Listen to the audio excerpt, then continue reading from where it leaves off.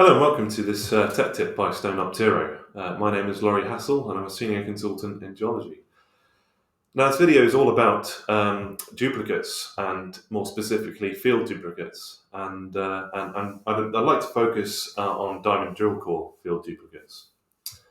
Now we all know the importance of duplicates, why we take them and what they're testing. They're testing your subsampling technique and whether it's appropriate and whether or not it's introducing bias. Now, for RC or percussive drill samples, it's an easy one to do.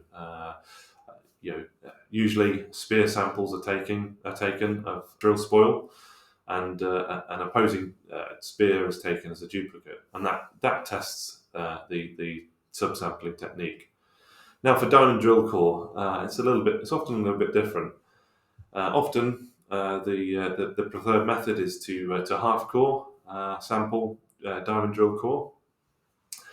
And when it comes to duplicates, this is done as a predetermined frequency. 1 in 10, 1 in 15, 1 in 20 are often used.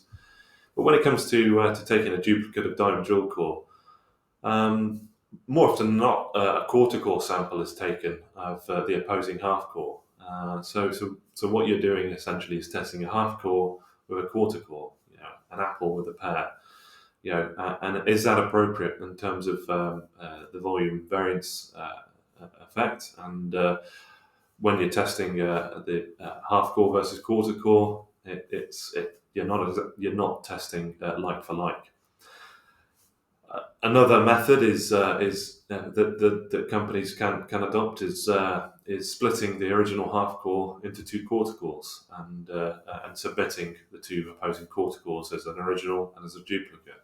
Again, this isn't testing the subsampling technique. If your half core if you're half coring in terms of sampling, and then when it comes to duplicates, you're testing a quarter core versus quarter core. What you're essentially doing is comparing pair with pair when your samples are all apples. So, what would be appropriate? Well, really, the only appropriate way of testing testing a subsampling technique with diamond drill core is to test half core versus half core. If half coring is your chosen sample. Now, often companies are reluctant to do this because obviously it means